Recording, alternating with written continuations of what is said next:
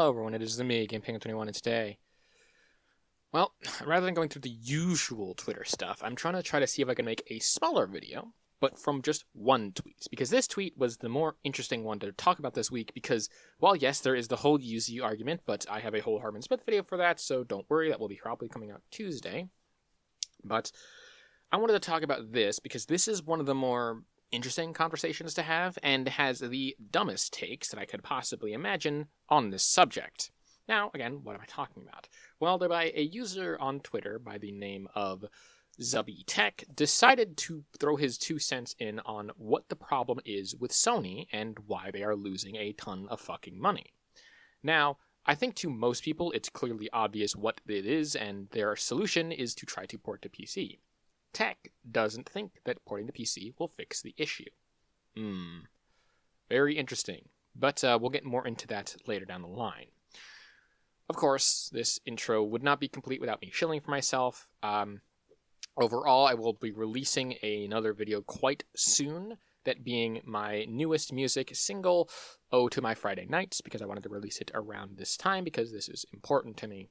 But there's also my 1K that I want to get by the end of the year, 1,000 subscribers, so a like and subscribe would be very helpful. And finally, normally I stream on weekends, Saturdays and Sundays, sometimes Fridays, but do make sure that you check the actual Twitch stream because, well, I mean, I stream on Twitch and it's mainly just music and stuff, so if you want some nice vibes, come on down. Anyway, with that being said, let's get into this tweet. So Zubbytech starts the tweet off by saying that The Last of Us Part 2 cost over $220 million, Horizon Forbidden West cost over $212 million, God of War Ragnarok cost over $200 million, and Marvel Spider-Man 2 costs over $300 million. Each game is more and more. The revenue has increased, but the ROI, or return on investment, is getting smaller and smaller. And that's true. One of the biggest things that's at least most developers, I think, in not just the industry, but just in general in things like Hollywood, are facing this similar issue. So what's the problem? Well, because people just don't know when to not, let their wallets speak or something like that. And, sometimes less is more. It's just kind of the way things work. He then goes on to say that each of these games PlayStation greenlights is now in excess of 200 million plus. No company in the world has and is greenlighting $200+ million games / entertainment products back to back except Sony PlayStation. This is a fact. You don't know much about the games / entertainment products, do you? One of, if not the biggest things to indicate that you are wrong is the fact that Sony isn't the only one publishing games / entertainment products at $200+ million. Do you want to know why I know this? Is because Disney itself, the big house of mouse, has decided to collapse in on itself because of the amount of reshoots and the amount of excess money that they are spending. In excess of $200 million plus. They are not getting the same return on investment as they once were. This is in stark contrast to some of the things that they had beforehand. Now again, to reach that 200 million plus is very difficult, but Sony and apparently, mainly Disney and apparently Sony have repeatedly hit that marker on multiple other movies back to back to back. Don't believe me? Look it the fuck up and tell me that I am wrong when those numbers are in your goddamn face. I'm not going to do it myself because I'm a lazy piece of shit, but trust me on this. But if you want more from the video game angle, what about GTA? One of, if not the most expensive video games to ever be released. If I remember correctly, it's at, $1 billion in terms of cost and maintenance and stuff? That seems a little bit more than 200 million in my personal opinion. I don't know. Very weird to me. Anyway, moving on, he then goes on to say that these projects are most costly entertainment projects ever preceded, developed, and shipped in the history of games and all entertainment. Again, take a look at GTA 5 and then get fucking back to me.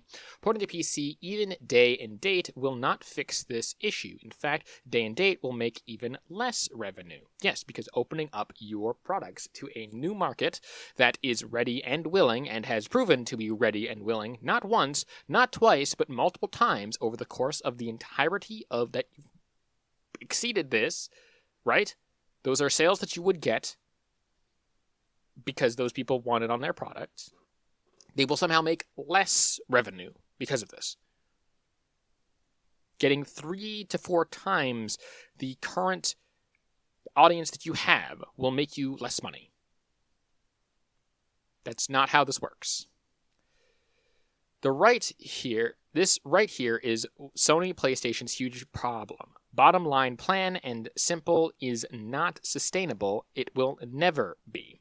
Either reduce the game budget, length, the time of product, and charge less and price at $40 to $50, or have caps on these projects of under $200 million and increase the price of the game to $80 to $100. In my opinion, these are the only two options. No. Just straight up, no. Increasing the price any further will get you less sales. It will hurt you overall. Even lowering the prices might hurt you in the short term, but in the long term will possibly make you more money. Now, again, to use my own personal example, and this is an example that I use with a lot of people who bring up the pricing arguments for various things. Let's say you have a product and you do a survey of 100 people, and you want those 100 people will buy your product, but they are willing to only spend a maximum amount of 3 different prices. That being 20, 15, and 10.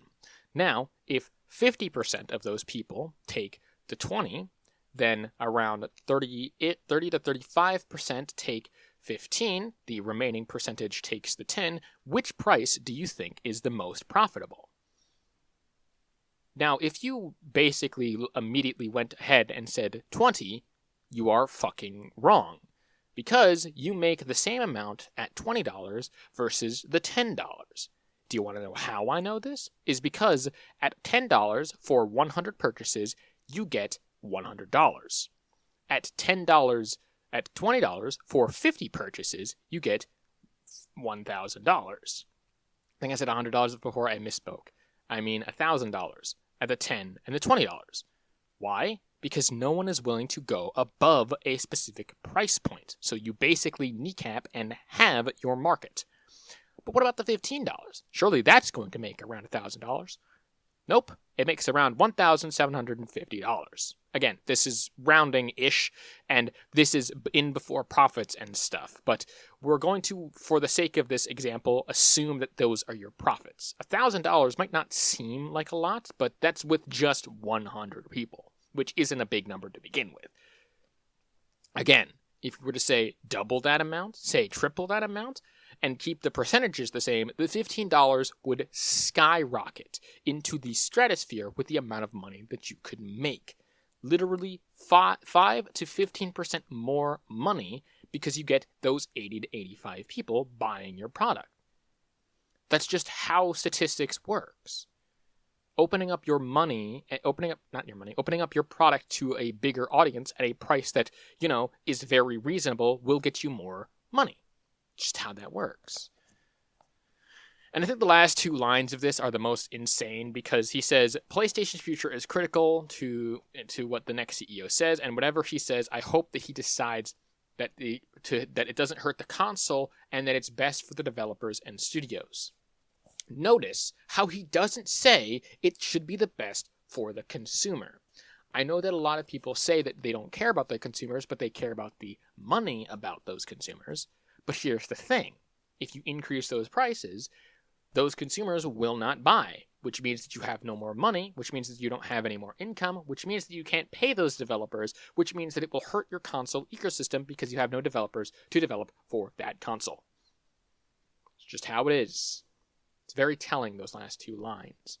But to kind of finish it off, he does go on to say, also, PlayStation should not pivot to AA. They already did this, and it's clear these games didn't sell as well as these titles. AAA is where Sony PlayStation should be. Also, development time is real bad, 6 to 8 years to ship a game. One studio is lucky to ship 2 games in one console generation. This is not a good, and why these games cost over $200 million now. If this time is decreased, so will the cost. This needs to be decreased. Now, that last bit I do agree with, where if it takes you 6 to 8 years to develop a product, yeah, maybe definitely cut down on that time frame, and that's kind of sucky. But if you run into several issues along the way, and those 6 to 8 years are needed, yeah, better to produce a product that is functional rather than a half-assed product pushed out to market. I do agree with him there. However, the pivot to AA doesn't necessarily need to be that drastic. All that Sony needs to do is support the smaller developers by giving them a bit of a bigger budget. Yes, they've been focusing a lot on their first-party titles, but, why not get them to make those smaller games, those smaller, more passionate games? That might not make a lot of money in the long term, but in the short term can create a kind of nest egg for them to coast off of until their next big AAA release. It just seems like a good product idea when you think about it like that.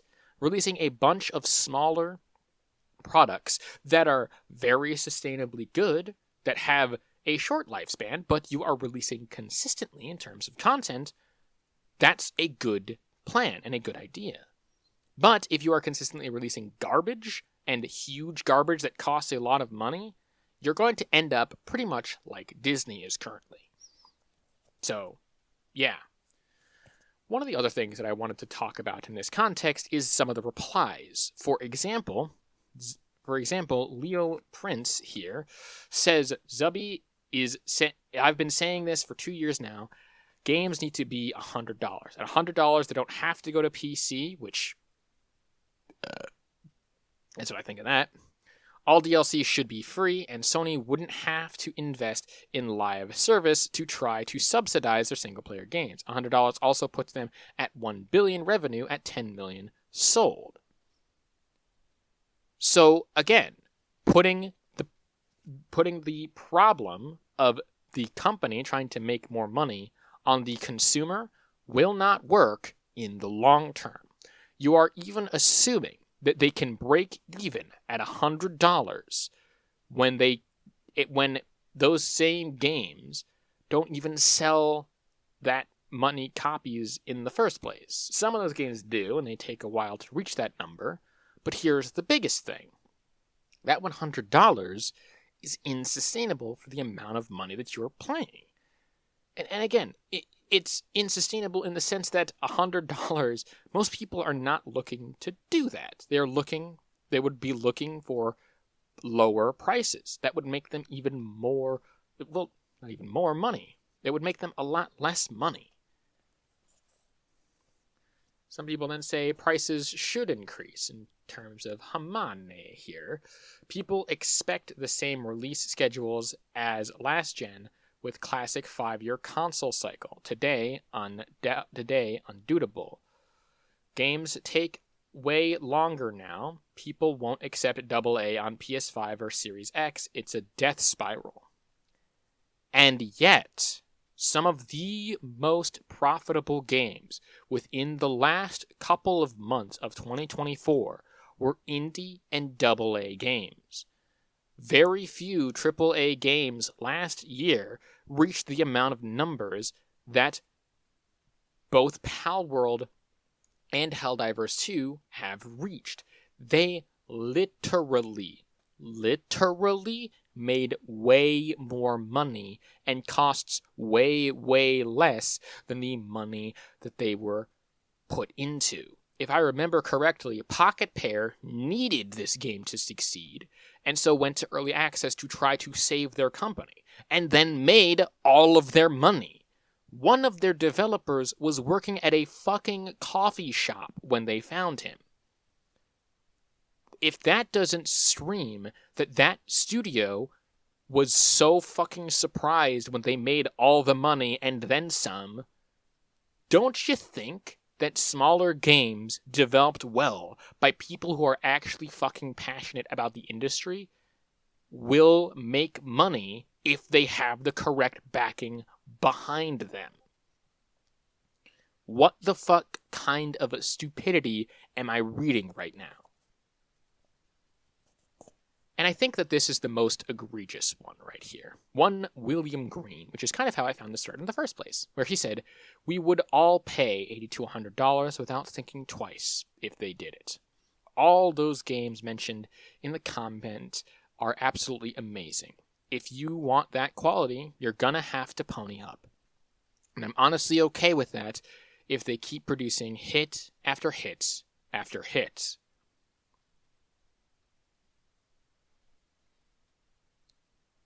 My silence should speak volumes in the amount of dumbassery and the amount of corporate shilling in this context. I know that I should be making jokes and cracking things here, but this is a very serious thing that people need to understand here. Alright?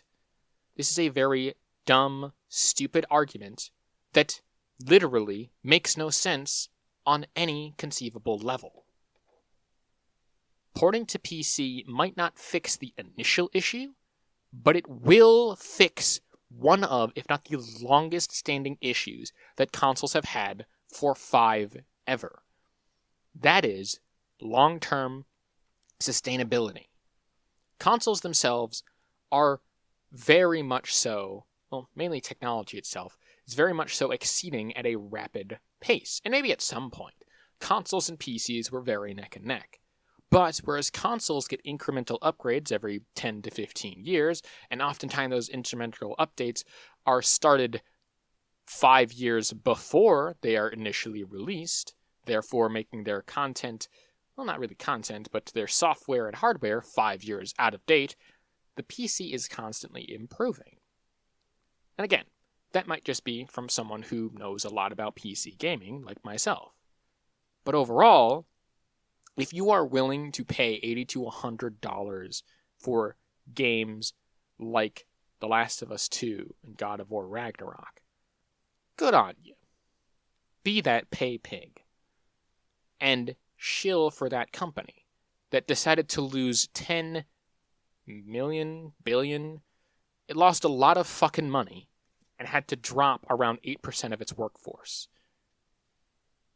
You really expect me to believe that pricing games higher when people were fucking raising hell about $70 games, you expect them to be raised higher to $100?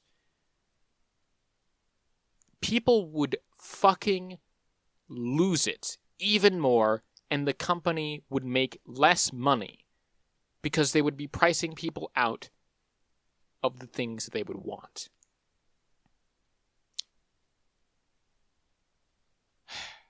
Sorry, got a little bit passionate there, but overall, I think that that'll about do it. I'll throw this one last thing up here, where it says none of those two are real solutions, where it's say if they make $100 games at full price, they'll be looking for worse than them, and there's no way that you could charge $40 to $50, but again, I think that I've proven that a bit differently in this context. I think that Kyle has a more interesting point. It says, day and day on PC makes it works. Have you not seen Helldivers on Steam right now? And yeah, I brought that up already, so no need to go over that there. In any case, I think that'll about do it for this episode of I Ranted to a Microphone for a seemingly amount of minutes. And overall, this is meant to be a supplementary video to wait for the main video to come out, which is going to be on Herman Smith and the whole emulation thing for UC. Just need to get that out there, but wanted to have a Saturday video because, well, I just want to keep my schedule for some reason. And it's very weird. In any case, my name is GamePenguin21. If you like what it is that I do and want to support me in any way, shape, or form, a like and a subscribe will very be helpful. So, again, thank you for that. It's looking to hit 1K by the end of the year. I know we can do it, and I love you all for doing that. 2, my music single should be out within the next day or so. If not, I will be sure to upload that very quickly after this video.